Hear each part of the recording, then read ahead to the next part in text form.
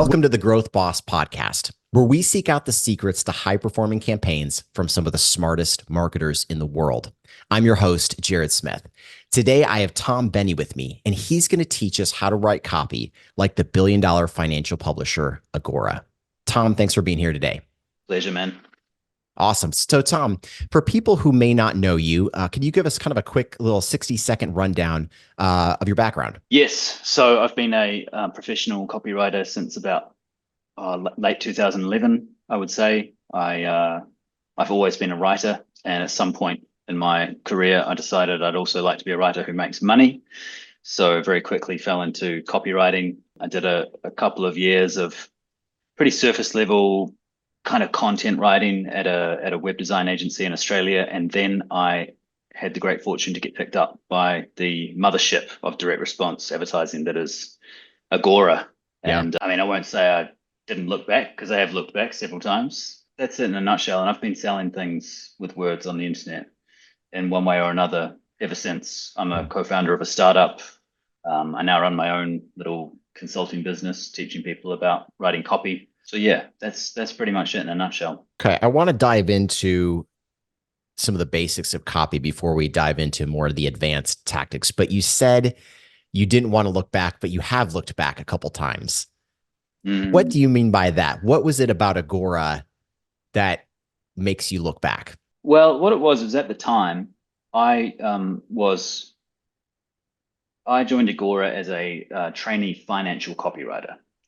And I didn't know anything about direct response copywriting, nor did I know anything about the world of finance, the economy, the stock market, all of this stuff. So day one at Agora, I'm like completely green to direct response. And I'm literally like, what is a stock? Like that's my level of financial illiteracy. And then within 6 months, I'm selling hundreds of thousands of dollars of subscriptions to, financial research services. So when I say I look back, it's not like, oh, I wish I'd done something different or anything like that, but I'm very grateful for the education in both in direct response as a discipline, but also in the financial world, the niche in which Agora largely makes its money. So yeah, looking back in the context of I can see with hindsight how I went from a place of extreme ignorance to, relative authority, let's say. Yeah, absolutely. So maybe that's actually a good place to start. So you started with them as a newbie, it sounds like, with copywriting as well, right? Like you had a job as a copywriter, but yeah. Well, I think actually technically my first copywriting job, I think the official title was just writer. It was a little kind of web design agency. And it was stuff like we've sold a website to a plumbing business and they need an about us page. It was that kind of stuff, and then it was a little bit of email and this and that, but I didn't know about big ideas, headlines, any of these kind of, deeper, more hardcore direct response principles until I landed at Agora. Okay. And so how do they take somebody like you who's a good writer and turn you into somebody that's going to produce millions of dollars for them? Do they have a stack of books that they drop on your desk, or, a bunch of swipe files you got to go through? Like, how do you get to be a great copywriter? Yeah, there's a bunch of stuff. The Agora, it's not like it wasn't described like this to me at the time, but it's an apprenticeship. It was a 2-year intensive direct response financial copywriting apprenticeship. And it started with read these books, read scientific advertising, read great leads, read The Ultimate Sales Letter by Dan Kennedy, things like this, read tons of high performing copy that they'd put out. And that was with the affiliate that I was working for, but also just the broader Agora universe, which, as you know, is colossal. Yes. And then there was a lot of that kind of old school, somewhat controversial stuff, like hand copy a 5,000 word sales page. So I remember there was like weeks where I had like a numb arm just from copying this stuff. And it was quite a manual process. It was just to get this way of thinking and writing and selling into your brain. Yeah. And it seemed to work. So I can't criticize really. But it started like that. But also one of the things about the recruitment process was quite intensive, which I was a little bit suspicious of because I was like, this is just some job that I want. Like I was interested in making money, but I didn't know about Agora or any of the. For example, like I had no idea that people would be like, "Oh wow, you work for Agora." Like that Right. didn't happen until much later. But I remember in one of the interviews, they said to me, "Are you a competitive person?" And I was like, "Yeah, sure, why not? I think so." I mean, Mhm. I'm coming from like an arts degree, like I'm Yeah. Yeah. whatever. But then on my final, they called me and said, "We're going to give you the job, but we're also going to give the other guy who it got down to two candidates. We're going to give you both the job, and we're going to give you 6 months, and only one of you is going to remain after that 6 months." I walked into the office on my first day, and they sat us next to each other. So they straight away cultivated this like sink or swim, like only one is going to survive kind of Yeah. thing, which was Yeah. a little bit like honestly, it was a bit confronting at the time. But very quickly, I found that kind of lit a fire in me, and I was like, I'm not, I'm not going to lose to this guy, Right. Right. Yeah. Yeah. So it's, yeah, it made it a uniquely interesting hiring process, and like usually you get a job and you think I'm safe, Hmm. but they kept you in a place of like you have to perform. This is a performance role, Yeah. So hopefully that kind of answers your It question. does. Yeah, it's awesome. So what one of the things I love about our audience is, they're pretty moderately advanced in a lot of different channels of marketing. I would imagine many understand the basics of copywriting, but for those who don't, like, what are the core fundamental principles that you feel like everybody should understand about copywriting? Yeah, so I suppose the most basic distillation, to quote Claude Hopkins, would be that copywriting is salesmanship in print. Hmm. It's words. I used to kind of jokingly say people would ask me what I did for a living, and I'd say I turn words into numbers. Mm, I take things that are written on pages and I put numbers on the board. Like it's really that simple. It's using language to get people to buy things. It's what it yeah. comes down to. But of course, it goes a lot deeper than that. This is another aspect of the experience is it's very much like this is direct response. This is not an ad agency. We are not a creative agency. We're not doing cute campaigns for like toilet paper or soap or some kind of Yeah. like general mass market product, right? It's yeah, direct response is where you write to one customer and you're getting them to take action, as in buy or don't, right here, right now. Yeah. So you compare that to like a billboard for a BMW car, for example. Yeah. You drive past the billboard, you see the thing, it's maybe got a cool, catchy tagline and a picture of a nice vehicle, but you don't take action. You Right. just witness it, and it takes up some psychological real estate, and maybe down the line, whatever. But with direct response, everything is measured down to the dollar. So if your ad sucks, you can't hide. Yeah. And if your ad is good, then you get to claim it in Yeah. very, firm terms. Yeah. So walk me through, as if I were a client of yours, is there a framework you follow? So I have a health nutrition supplement company. Let's say I came to Mm. you and I'm like, Tom, listen, man, we need to grow our business. We're running some paid social ads. How would you take our business from where it is now to, you know, growing it 50%, 100%, whatever over the next 12 months? Yeah, I mean, if it were me, I would. The first thing I would do would probably start asking about your email list. I'd say, what conversations are you having with your customers? What is your relationship with them one of kind of occasional soft selling, or is it like daily emails with offers and extreme segmentation? I'd get a sense of the extent to which you are a direct or indirect or sophisticated or Mm, non-sophisticated kind of operation. yep. And then I would get into the copy. I would be like, show me your best performing piece of copy. Maybe it's a landing page, maybe it's an email, whatever that might be. And I would just start absorbing the stuff that you're writing. And this is a very important part of direct response, isn't it? Like making sure that you're judging the copy relative to the results that it's generating. Because you can't, it's all good going, oh, I like this email, or I don't like this one, or maybe we should do more of that. But that's a meaningless, useless conversation if you Mm, can't quantify it, right? So yep. I'd find your best performing stuff and your worst performing stuff, and I would try to find reasons why, from a copy perspective, why Sure. that's doing well and that's not. We'd probably have a broader conversation about your competitors, like who's beating you, why is that happening, what are they Yeah. doing differently? Let's do a bit of hacking on that. Yep. And then I would probably, I mean, let's say I had a big agency of people and I could kind of be like, all right, we're going to do something massive here and it's going to be a full rebrand and a full whatever. Like that's one thing. But if it was just me and you were coming to me for stuff, I would be like, we're going to find the one thing, the one copywriting lever that's going to give us the biggest, most measurable change. Yep. And we'll just focus on that. And maybe that's your landing page. Maybe that's an email campaign. Depends what the data tells us. The data will tell you, you know.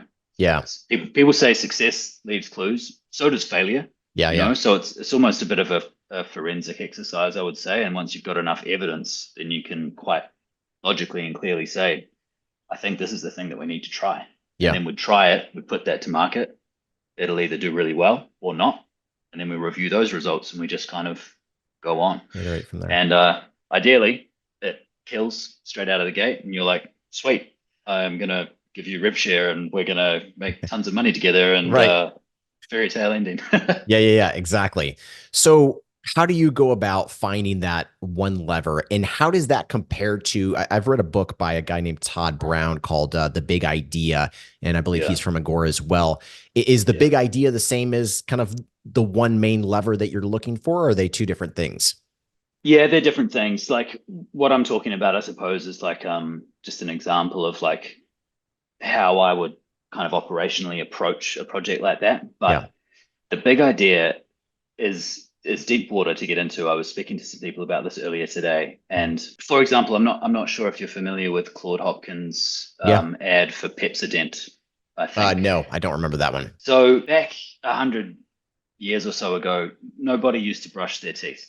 It wasn't a thing. So it was very hard to sell toothpaste because no one cared. People had bad teeth. That was the status quo. Whatever. It's not a thing. Claude Hopkins comes along, does a whole bunch of research, and thinks, well, people don't care about their teeth, but they do care about being attractive and looking good and feeling confident. So he turned Pepsodent toothpaste from this kind of like boring, unsexy, annoying product about something people would rather not talk about into like the magic pill that you can take to look better and feel better. And that's just a bit of an insight into big idea advertising. It's where like crazy thing about like truly big ideas is that they can change the world. Like people started brushing your teeth became cool because of an ad, right. you know? Yeah, it's wild. Yeah, and then I mean, you know, Todd Brown obviously has an Agora background, and their take on the big idea is different. Again, it's generally more about large historical macroeconomic events most of the time. Yeah. So usually it bolts on to selling a financial research service in some way, shape, or form. It's a newsletter or trading advice or something like that. But they never put out an ad and go, oh, hey, we've got a new trading service. Would you like to buy it? There's always a big idea that you buy into before you go, oh, yes. And the product also helps me benefit from this idea. So it's very difficult. I've been talking about this stuff for a long time. It's very difficult to get big ideas in a nutshell because they're quite mercurial and amorphous. And it's a little bit like, if I could give you a template and be like, oh, just do these 10 things and you've got a big idea. Yeah. Then everyone will be doing it and it wouldn't be so rare and so profitable and desirable, right? But it's a little bit like there was this famous court case in the States years ago. It was about pornography, actually, and the judge said it was about the classification of pornography. And they're trying to say, oh, well, it is this and it's not this, and so on and so forth. And the judge said something like, look, I can't explain exactly what it is, but I can tell you that I know it when I see it. And the big idea in advertising is a little bit similar, in my opinion. Yeah. So what do people need to do to take their copy to the next level, whether it is a landing page, whether it is an ad? You know, they get stuck. Maybe they have a decent conversion rate, but they're like, I know this can be better. Yeah. Where do you recommend people start with something like that? Well, the first thing I would do is find someone else to give you a fresh pair of eyes on the problem. Okay. Everything that I did at Agora and the money that I made for them and for myself when I wrote copy there, none of it happens alone. You know, like I had extremely experienced, intelligent people critiquing my work and helping me make it stronger. And when you write an ad and say, for example, I mean, like you run a business and that business has a product and you know it intimately, you know, Yeah. you're so attached to it. You've got so much writing on it that it gets to the point where if you're writing copy for your own thing, you can't see the forest for the trees and you Yeah. can't really be objective about the copy Yeah. because you're just too close to it. But, and this would happen to me so many times over the years. I'd write something and be like, oh yeah, I've nailed it. You know, and I'd take it to my copy chief and it'd be like, have you thought about this? Or what if you wrote it like this? Or, you know, there's so much benefit that you can get from having someone that you trust to give you constructive, actionable feedback. Yep. Um, which, by the way, it has to be constructive. It's very easy for someone to be like, no, I don't think that's going to work. Yeah. But what's way more useful is when someone comes in, and Agora is really good at training copywriters to do this. You don't open your mouth on about someone else's copy unless you've got something that you genuinely think is going to help make that work better. Mm.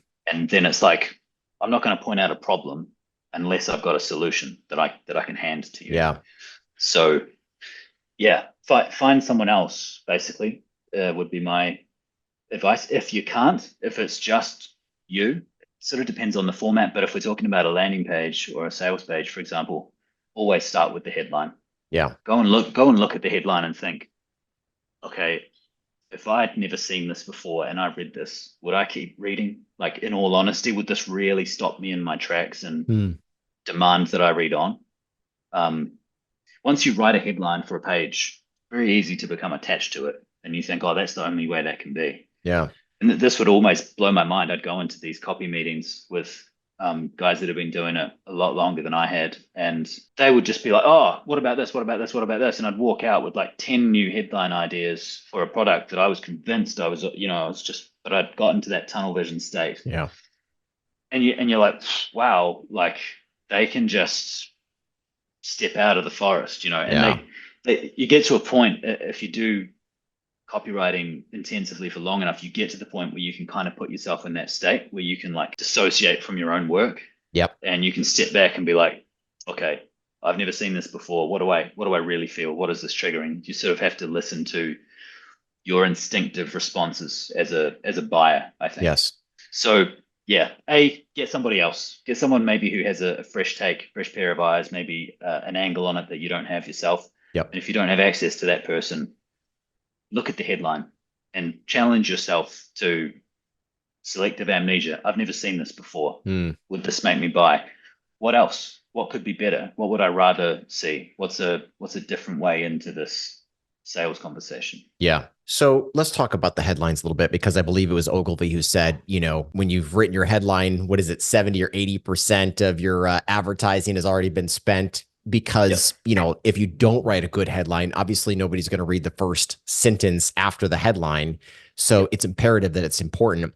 And the example that you shared with Claude Hopkins, I mean, he was really drilling into, you know, kind of a core motivational component of who we are as Mm, humans. Do you feel like that's important to get synced up with each of your headlines? it really depends on the product. This is Okay. the other crazy thing about big ideas. And it's good because when you talk about headlines, generally you're talking about big ideas. The headline is the vehicle for the big idea.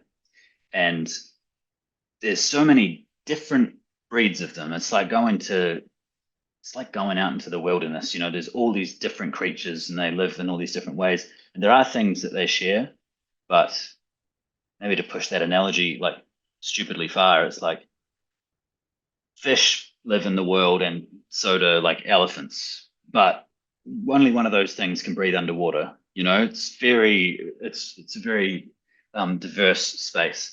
But the headline is such an important piece of copy. And on a sales page, of course, it's the big, bold, above the fold piece of real estate.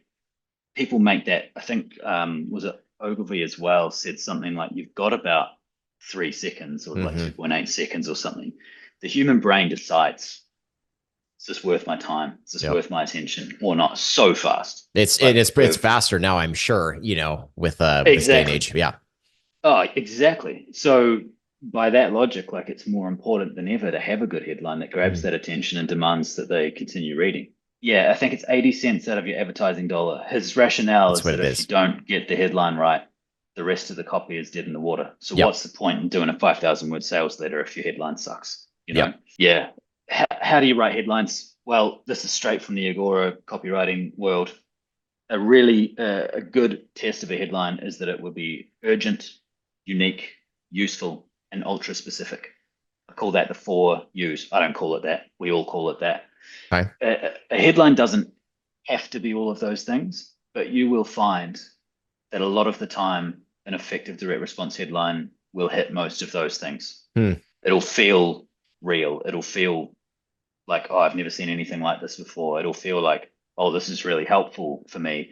And it'll feel like there's some stakes or some urgency, like I need to read this right now. This isn't a cool, I'll come back later. It's like, no, I need to spend the time with this right now. Yep. Does that kind of give you some It insight does. into that? It does. How do you create urgency with a product, an ad, a headline when, like for us, we have plenty of stock of our, products. I don't know if there really is a legit way to integrate urgency in there, but you see these kind of like time clock tickers and things on certain product pages, and I'm like, okay, obviously I know that's not legit. But how would you create urgency? Or is it one of those things where you're like, hey, listen, if there's not a legit form of urgency here, don't worry about it. As long as you get 3 of the 4 U's, you're in pretty good shape. Yeah, urgency is a really interesting one because, the countdown timer thing that you speak of, that's a kind of cheap manufactured urgency, Yeah. which I'd like to believe most people see through. Yeah. But I continue to be amazed at how effective those things seem to be because they keep popping up. Yep. I probably bought something in the last 4 days that had that on the order page, honestly. And it's like I've been doing this stuff a long time. I'm in this world, so I know what's going on. But Right. I see that clock ticking down, and I'm like, I can't ignore that. I gotta go. It's still having an effect. But I would say that at the other end of that spectrum, there are deeper forms of urgency. Like one of the huge Agora promotions of the last, God, maybe it was like 20 years ago now, was a sales package called The End of America, and this was it was kind of a quasi-journalistic argument about the American economy hitting a sort of historic tipping point. Things were about to get very bad. Stocks were about to crash and, government debt and all of these things.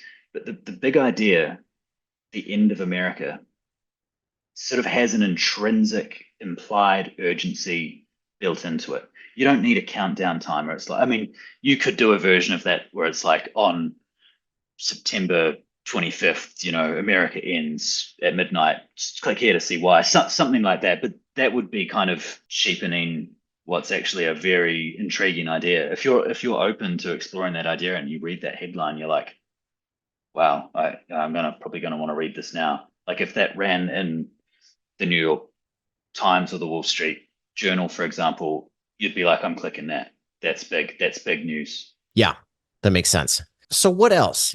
Let's say you nailed the headline. What other elements need to be in your copy to convert somebody? I'm so glad you asked because just last week I did a workshop on this, which is the workshop was about structuring sales pages. It was called the 4-point sales page, how to write your copy without going insane. Because as you know, it gets very messy and confusing and you get into a draft document and you're just kind of like, I don't know how I got here. And it's all a bit of a tangle. So the 4-point, if you got headlines, you got the 4 U's, right? With sales pages and arguably any kind of medium or long form copy, you've got the 4 P's. And this is the picture, the promise, the proof, and the push.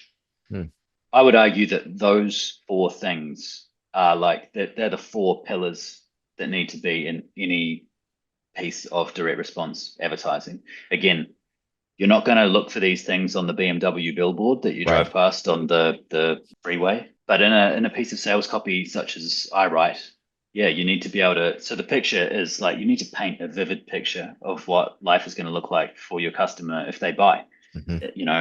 With your product, for example, you're not selling the grass seed, you're selling the lawn, right? Hmm. The promise is the offer. Hey, on this page today, I'm going to show you X, Y, and Z. And if you're open to it, I'm going to show you a way to do A, B, and C. Yeah. The proof is, I would say, the most important element in copywriting. The more you prove, the more you sell. Hmm. Um, there's another, I swear, man, one day I'm going to do a podcast and I'm just going to do it purely with David Ogilvy quotes because there's so many gems. Sir. And one of my favorite ones is your job as a copywriter is to take the truth and to make the truth fascinating. So the more that you can deal in facts Yeah. and evidence Yeah. and logical reasons why, whether that's like social proof or befores and afters or us versus the competition, there's so many different forms of proof. But the more you prove, the more you sell. And so once you've done this, once you've painted a really, let's say, tantalizing or intriguing, beneficial picture of what life's going to look like for your prospect after they buy, Hmm. once you've made a really compelling promise or offer, and once you've backed that up with tons and tons of proof, then you get to make the push. And the push is the close. That's the take action today. That's Okay. the maybe it's the, you could argue that the little false countdown timer is like a push Yeah. element. But generally speaking, it's those four things: picture, Yeah. promise, proof, push. If you can handle all those things in your copy, you're headed in the right direction. And, it sounds to me like the length is not as important as making sure you have all four of those things in here. I mean, for an e-commerce landing page, Exactly, man. they're probably not going to be super long. Obviously, the sales pages that you've written have been, I'm sure, pages and pages and pages. But is that an important element, or like for a brand like ours, e-commerce? Yeah, if you can get it into 400 or 500 words, and It's well, yeah. There's kind of conflicting wisdom on this, isn't there? okay, Because Ogilvy will say the more you tell, the more you sell. okay, He was unique because he took long form direct response and brought it into the agency world. So he was running print ads that were, thousands of words with like yeah, tons of bullets and subsections and breakout boxes. It was a very editorial way to approach advertising. So, and Agora very much subscribes to that. The more you tell, the more you sell. I've written 10,000 word sales letters before. You know, I don't think I even wrote 10,000 words for like my honors thesis at sir, university. Like yeah, yeah, it's yeah. crazy, But on the other hand, I believe, and my experience is like your copy is as long or as short as it needs to be. You don't want to, if it genuinely warrants a 10,000 word piece, cool. If your reader's up for that and they want to go there and Yeah. they're like, oh, tell me more, tell me more. I want to Yes. spend more time with this story. But if it's like, I'm ready to buy, I just need a few details and a bit of proof to kind of make me feel Yeah. good about buying. Maybe that's just a couple of minutes, man. Okay. Like the research should guide you on how long or short something needs to be, I would say. Okay. So there's two things that come to my mind with that. One is the price point. Does that affect how Mm. long it is? If we're selling a $50 supplement versus maybe a couple $1,000 course. The second thing is the Mm. demographic. When I think about Agora, I think about them selling financial reports and newsletters to generally an older demographic, 50, 60 plus, right? Yep. And we sell to generally younger people that, in my mind, struggle with ADD and they're kind of like, get to the point.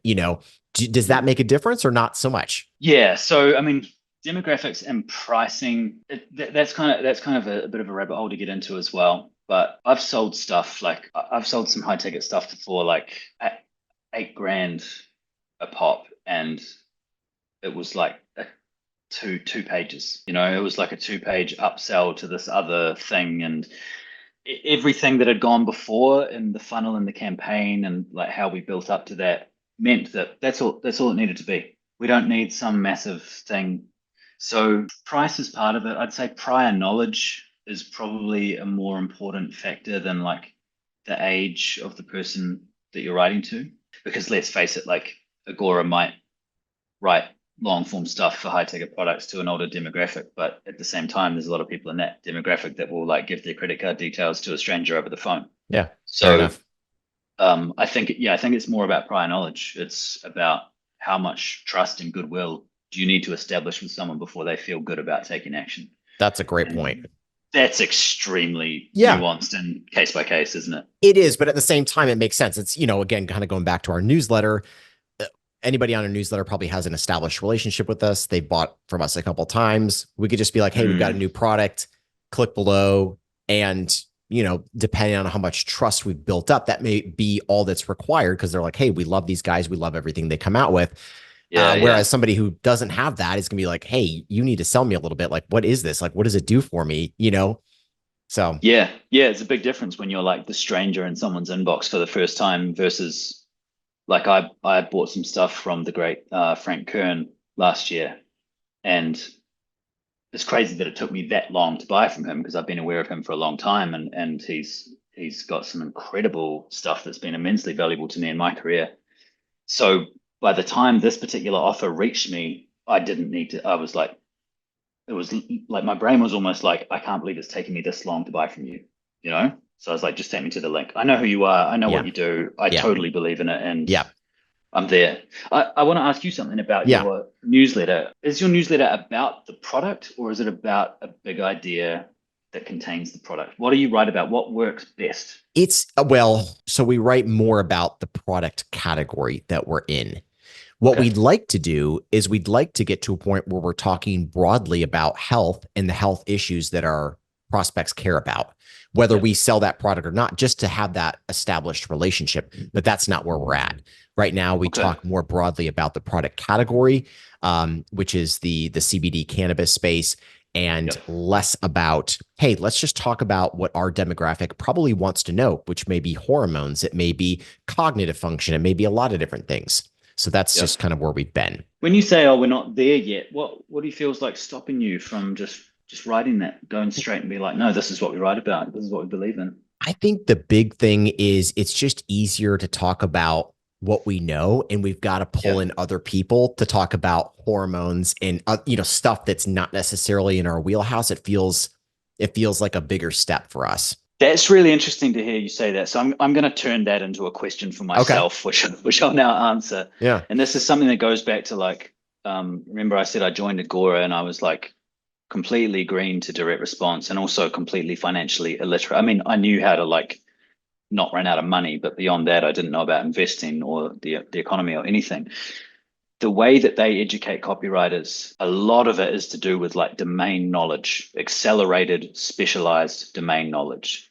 So they don't want you to just go and sell stuff that you don't understand. You have to understand it intimately so that you can genuinely write from a place of like legitimate authority. Sure. So it got to the point that I ended up selling I wrote a big launch package for them for a very, very complex trading service, which involved like this very specific timing cycle of various markets. And it was like, it was quite academic to get my head around to be able to write clearly and simply about such a complex thing. Yeah.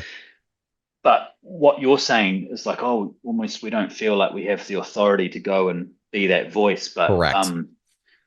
when you get into direct response and you put the onus on doing research and you kind of give yourself, you have to like challenge yourself, right? Give yourself permission to be that voice of authority and reason. And there's various ways to do that, particularly when you factor in radical transparency. Radical transparency is a very, very powerful element in direct response copywriting. It's been completely upfront and honest with your reader. So when Ogilvy says take the truth and make it fascinating, like I could imagine, obviously I don't know you well and I don't know your business well, but like if I were consulting you on the newsletter, I'd be like, what if there was like a contributor to the newsletter and the arc of the newsletter was someone's journey from ignorance about CBD products? And so they're like, okay, well, every week I'm going to interview someone and I'm going to build my knowledge. And I'm going to take you along on that journey. Yep. And by the time you've done that for like 6 months or even 3 months, Yeah. you're going to be like, wow, now I know a whole bunch of stuff. I've been radically transparent about Yep. what I didn't know, and I've taken you along with me to get this knowledge. And Yes. now, guess what? We all feel better about it. We all know exactly why these things work. And hey, here's a countdown timer. Yeah. Let's do Yeah. this. I love it. That's great. That's awesome. So one of the things you talk about that I've seen from you is your 007 principle. What Yeah. is that? I'm so glad you asked because I ended up going over that today on a workshop, and I kind of just made this up because I studied screenwriting as well, and I'm quite into film and stuff. And the example I gave was, I don't know how familiar you are with like British cinema, but there was a film in the early 2010s called Tinker Tailor Soldier Spy, Mm. and it was based on a John le Carre novel, and it did about 70 or 80 million dollars at the box office. And Okay. it's a bunch of like spy masters in the UK government sitting around smoking pipes and drinking and wearing tailored suits. And it's all very stylish and very cool, but it's very cerebral. It's like a thinking man's movie, Okay. right? But the point that I'm making is it's a British spy film based on a British spy novel, and it made $80 million. Pretty cool. Not so long after that, No Time to Die comes out. British spy film based on British novel. It's a Bond movie.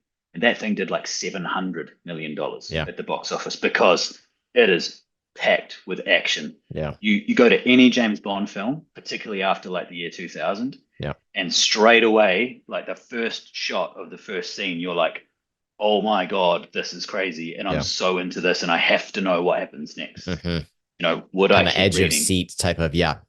Exactly. So the 007 principle is about approaching copywriting from a like action first way of writing. So another example I give is like, and this is a general writing principle as well, which something that people I think get a bit misled about copywriting is they're like, oh, this exists in this like digital marketing world, and it's not writing, it's copywriting, it's just selling, it's just its own thing.